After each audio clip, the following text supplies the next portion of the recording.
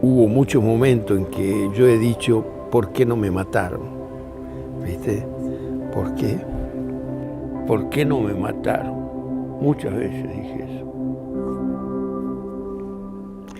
Pero bueno, no, en general uno le da vivas a la vida, ¿no?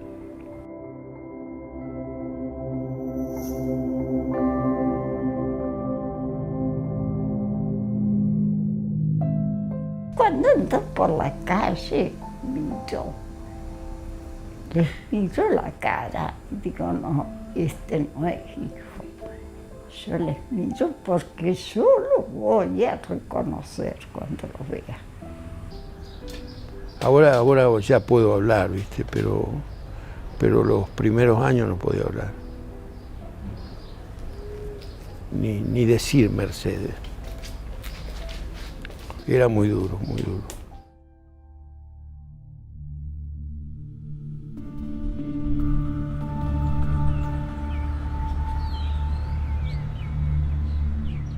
A los 18 años me fui a Córdoba, era el año 1964, y allí empezó otra etapa de mi vida, ¿no? Yo llegué en un momento muy, muy especial, porque en la juventud universitaria había toda una dinámica de debate, de discusión, de seminarios, además de hacer los cursos de la universidad, de la Facultad de Derecho, siempre a la tarde teníamos charlas de Arturo Jaureche, al cual conocí personalmente en esas charlas y conversé muchas veces con él, con Silvio Frondizi. No el presidente, sino Silvio, el hermano intelectual, gran intelectual. Muchos intelectuales que nos inculcaron inquietudes. Creo que cuando nos inculcaron inquietudes, cuando más nos ayudaron a crecer. La verdad que la Córdoba del 65, del 66, del 67 fue linda, a pesar de que en el 66 está el golpe de Onganía, ¿no? Pero fue linda la resistencia a ese golpe de Onganía, ¿no? Me acuerdo muy bien porque apenas se dio el golpe, intervinieron las universidades, ilegalizaron los centros de estudiantes. Yo estaba en el centro de estudiantes de la Facultad de Derecho. Nos obligaban a entrar a la facultad con traje y corbata, de prepo nos cortaban el pelo si teníamos el pelo largo, a las compañeras no les permitían que el vestido estuviera arriba de la rodilla, es decir, un régimen así autoritario. Y bueno, pero eso creó todo un ánimo de resistencia a ese golpe militar de 1966 de la dictadura de Onganía. Empezó a emerger una izquierda que ya se planteaba una perspectiva revolucionaria, una izquierda que había escuchado y había seguido muy de cerca la gesta de la Revolución Cubana, la gesta de Fidel Castro y la gesta de ese argentino genial, extraordinario que fue el Che Guevara. Los hijos de los trabajadores peronistas que gracias al gobierno de Perón del 45 al 55 habían podido tener su casa, como esta casa en la que estamos hoy, pero además que habían podido mandar sus hijos a la universidad, irrumpían masivamente a la universidad. Yo era expresión de ese proceso que los sociólogos llamaron de ascenso social. O sea, mi papá, que fue peón de campo, tenía como hijo a un futuro doctor. Yo a partir del 71 dejo de estudiar, me faltaban 7 materias para recibirme, entonces me fui a vivir a una villa de emergencia con un sacerdote, también compañero del Partido Revolucionario de los Trabajadores, que se llamaba Nelio Ruggier. Y vivíamos en la villa, ahí junto con la gente, trabajando con la gente. Yo a veces trabajaba de albañil, a veces en la recolección de basura, porque la gente trabajaba ahí. Y bueno, y ahí en ese lugar aparece por primera vez Mercedes. Decidió irse a una villa porque tenía una profunda convicción y tenía una religiosidad muy grande que la atravesaba. Ella iba a ser monja, había estudiado para ser monja. Y se da cuenta, entra en crisis y se da cuenta, esto por testimonios de amigas íntimas que pude encontrar y que me contaron como amigas íntimas, esas cosas que nos hablamos entre las amigas, que ella entró en crisis con la Iglesia Católica porque se dio cuenta que desde la caridad no iban a resolver los problemas de la gente. Y ella tenía una historia de mucha carencia, de mucha, no pobreza, porque fue una familia muy digna, pero hubo mucha carencia, eran muy humildes. Y venía de una abuela que había sido muy pobre, un abuelo que era clase media, pero falleció muy temprano. Entonces la abuela, que era muy humilde, quedó con 7 hijos y con muchas dificultades. Entonces ella tuvo que salir a trabajar desde muy temprano. Bueno, Mercedes era una mujer muy hermosa, no hablaba mucho, pero era de esas personas que decían la mejor forma de decir es hacer. Y tenía un carisma muy especial, especialmente para trabajar con los niños, con los jóvenes, que la seguían, porque además ella sabía inventar juegos, y era donde aparecía ella, aparecían muchos chicos, muchos jóvenes, y ella era muy carismática en ese aspecto, ¿no? Ella tenía contacto permanente con los chicos de esas villas y los amaba, ya directamente los quería como hijos. Entonces siempre estaba cerca y se empezó a dar cuenta que ella tenía que estar con ellos, no ayudarlos, darles una mano. Ella tenía que estar con ellos y se fue a vivir con ellos. Mirá más, mirá bien, comenzó, nos dimos cuenta de que queríamos ser algo más que amigos y compañeros de lucha. Y bueno, ahí empezó mi relación con ella y construimos una pareja que estaba unificada en un amor muy grande, en una complementación en muchos aspectos y en un objetivo común, que era tratar de cambiar el mundo. Y bueno, y de ese amor nació Mariana. Siento que he heredado de mi papá y de Mercedes una manera de entender la vida, de entender por qué la injusticia, por qué, de dónde viene y cómo la tenemos que cambiar. Esta relación con Mercedes fue una situación personal, pero que estuvo muy comunicada, muy ligada a la situación de miles de compañeros y de compañeras que vivíamos los mismos ideales. Bueno, esa generación y su proyecto de país tocaba intereses muy profundos, tocaba intereses de los grupos que nos han dominado en este país desde el siglo XIX. Tocaba, claro, nosotros planteábamos la necesidad de una reforma agraria.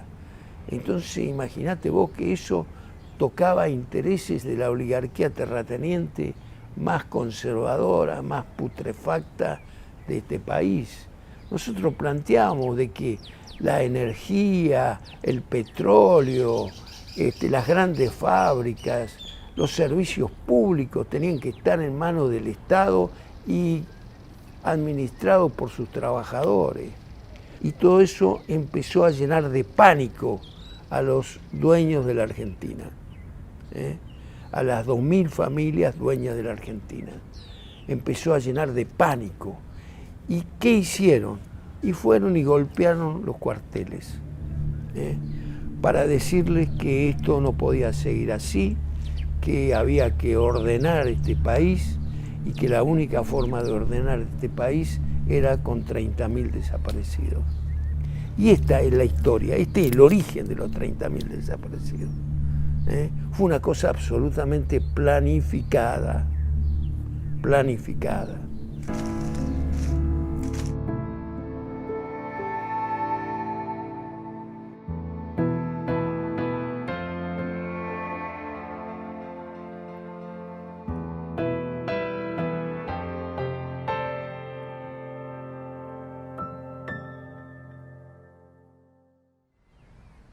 En el juicio de la Perla de hace 4 años quedó absolutamente acreditado que fue personal de la D2, personal de pelotón calle de la División de Investigaciones de la Policía de la Provincia de Córdoba, la que la detuvo junto a otra compañera, Norma Maurensic, y está acreditado con testigos de dónde la detuvieron, la subieron a un auto, y está acreditado que la llevaron a la D2 y está acreditado por testigos de que la vieron en la D2.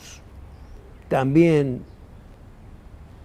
hay indicios de que habría nacido el niño o niña, porque ella estaba embarazada de 7 meses.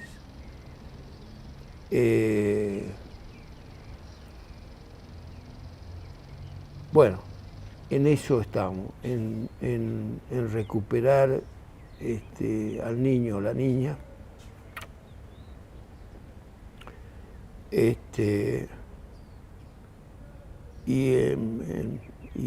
todos los días en recuperar la memoria de Mercedes. Cortamos.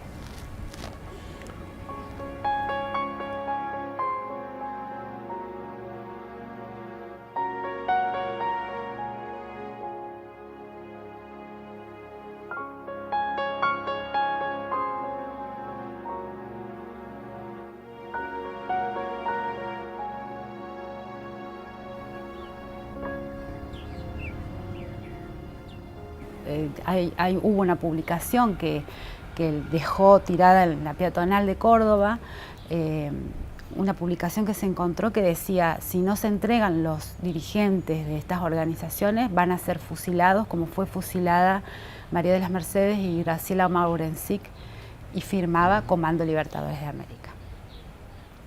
Primero no sabían que podía ser desaparecida porque era la primera. Entonces esperaban y empezaron a buscarla, fueron por todos lados y no había noticia, y pasaron los días y no había noticia. Entonces ya empezaron a sospechar lo peor y bueno, y la cosa se empezó a recrudecer porque empezaron a haber cada vez más desaparecidos y secuestros. Cuando se la llevan a mi mamá, yo tenía 2 años y ella estaba embarazada de entre 7 y 8 meses. Después que se la llevan, la situación se puso muy complicada para nosotros y bueno, a mi papá lo buscaban mucho, entonces entró en clandestinidad. Y yo había quedado con mi abuela, con la abuela Blanca, porque transitoriamente estábamos viviendo en la casa de la abuela Blanca, entre que dejaban una casa que habían alquilado hasta que alquilaban otra, quedamos en esa casa, con la abuela Blanca. Entonces, una mañana, muy temprano, mi mamá tenía que ir a una reunión, se tenía que juntar con otra compañera de militancia del partido, y sale muy temprano, eran las 7 de la mañana, hacía frío, y mi abuela, ella me estaba por llevar con su panza y me quería llevar a mí, que tenía 2 años, y la abuela le dice, no, déjala en la casa, que yo la voy a cuidar, anda vos. Y entonces yo me quedo con la abuela, mi mamá sale, y bueno, pasaban las horas y no volvía, y no volvió, y no volvió. En el año 75, todavía en democracia, que la presidenta era Estela Martínez de Perón, la secuestran a ella con una compañera y la llevan a La Perla, que era un lugar de cautiverio. Allí estaba embarazada de 7 meses y medio y ahí la tienen hasta que nazca el hijo. Sabemos que el hijo o la hija nació porque alguien que estaba preso ahí también le contó a mi hijo de que nació la hija o el hijo. Lo que pudimos saber es que ese bebé es muy probable que nació. Al ser la primera desaparecida embarazada, no estaba sistematizado como qué hacían con los bebés todavía, pero sabemos por un testimonio que estuvo en ese momento ahí, que conoció mucho, que por suerte dio el testimonio de la causa, que ella en ese momento, cuando estaba secuestrada en la D2, el comisario a cargo, el comisario Esteban, era un comisario muy católico y que seguramente no la mató con el bebé, que seguramente la hizo nacer el bebé y lo apropiaron y después la fusilaron. Yo quiero expresar, en primer lugar, que si yo conozco a la familia que tiene a mi nieto, para mí ellos van a ser amigos, porque si han criado a un niño adoptivo es porque es buena gente. Ahora, los malos fueron los que entregaron ese niño a esa familia, los que arrancaron al niño de su madre cuando recién lo tuvo y se lo entregaron a esa familia. Pero esa familia ha hecho algo maravilloso. Seguramente mi nieto es un hombre digno, solidario y trabajador, como es su padre y su hermana. Cuando he ido a Buenos Aires, ido por ahí, les miro la cara a todos a ver así, muchachos jóvenes, a ver si encuentro alguno parecido. Es mi ilusión.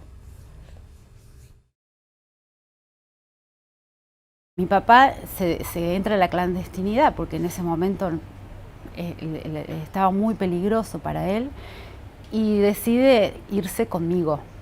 Pero yo había quedado con mi abuela y mi abuela no quería entregarlo, entonces entregarme a él.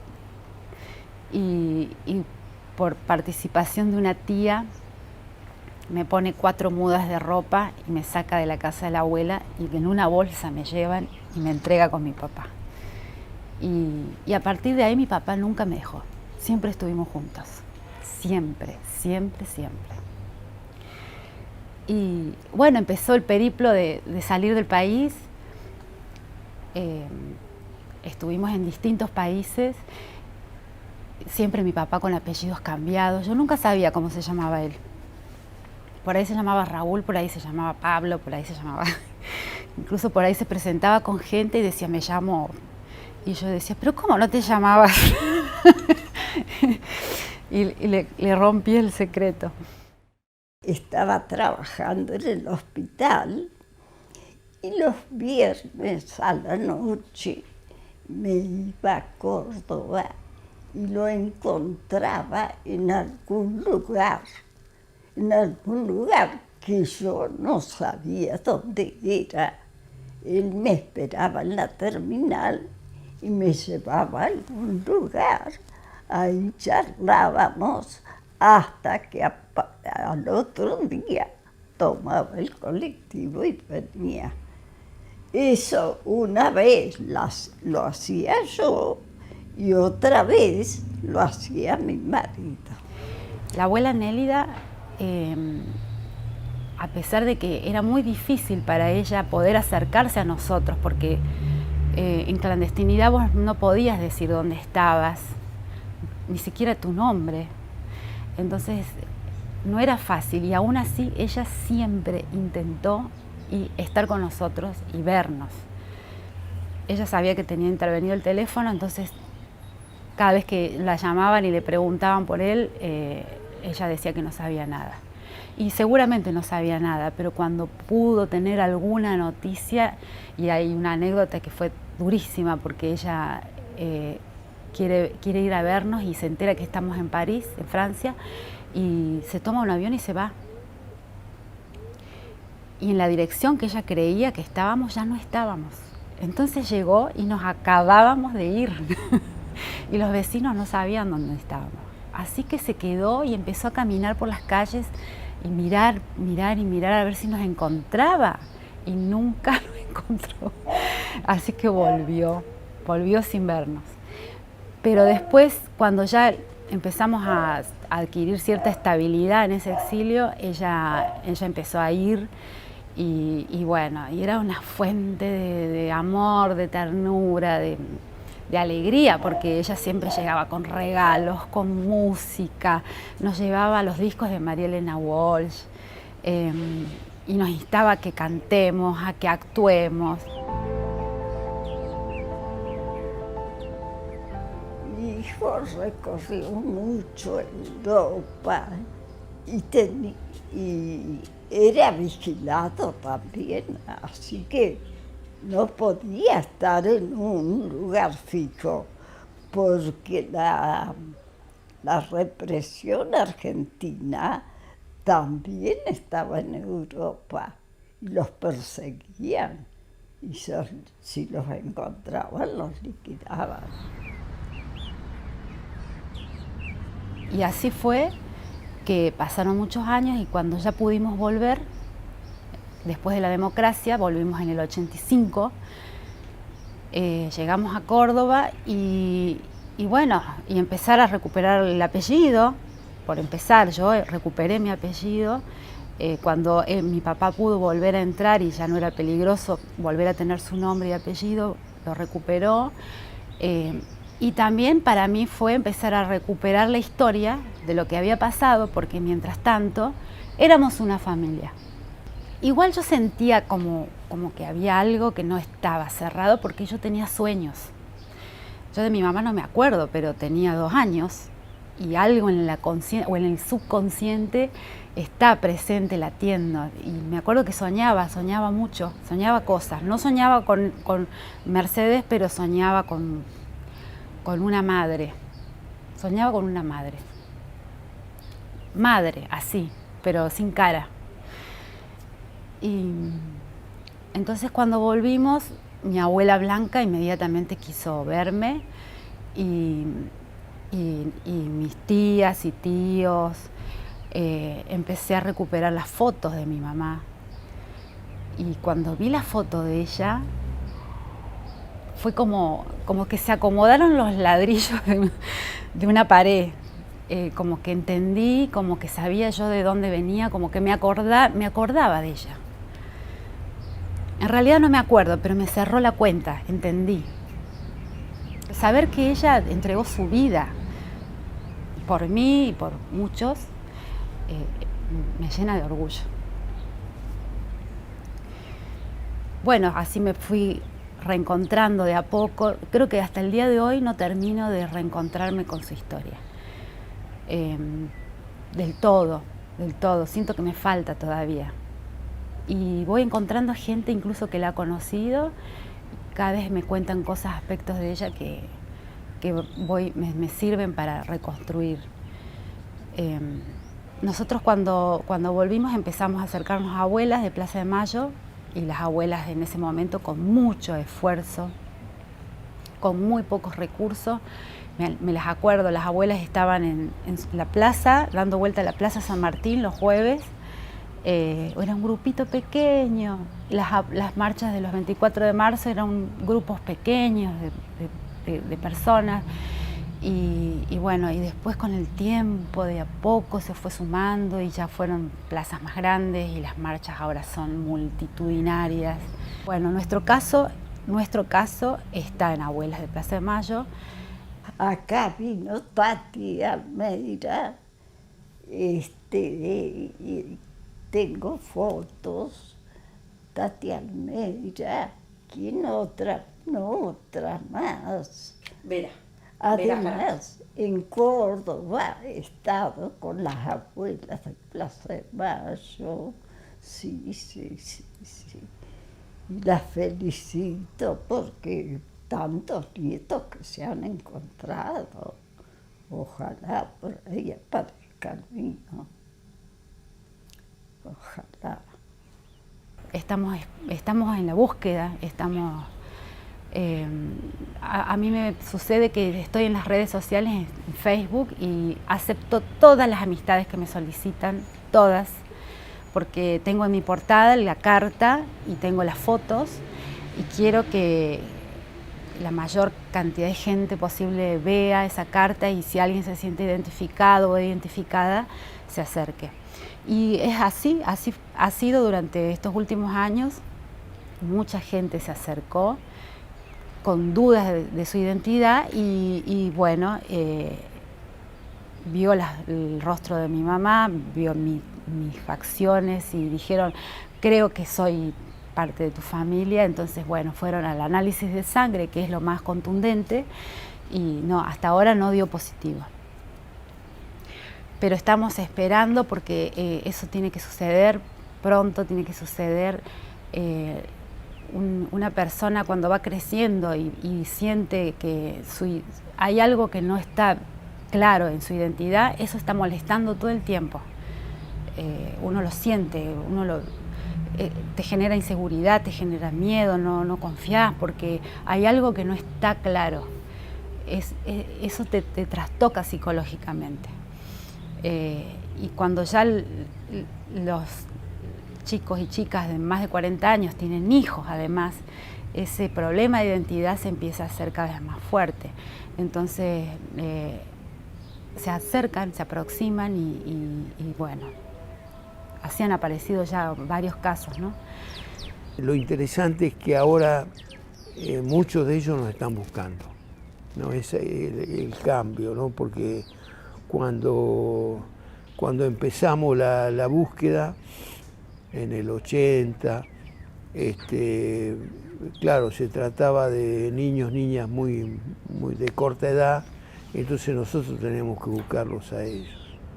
Ahora ellas o ellos nos buscan a nosotros. Y bueno, y recibimos muchos llamados, que después tenemos que ir al banco de datos genéticos para ver las compatibilidades, etcétera, etcétera. Bueno, hasta ahora no hemos tenido suerte, pero esa tarea continúa y es muy importante lo que se haga desde La Pampa. Es muy importante lo que se ha hecho y creo que se puede hacer mucho más, de hacer conocer este tema.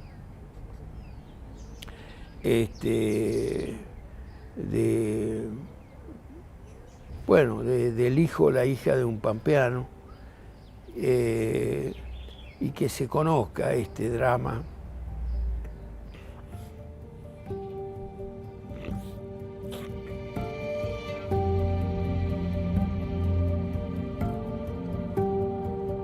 nunca perdemos la esperanza, estamos esperando, yo estoy esperando desde ese día, desde los 2 años, desde mis 2 años estoy esperando a ese hermano.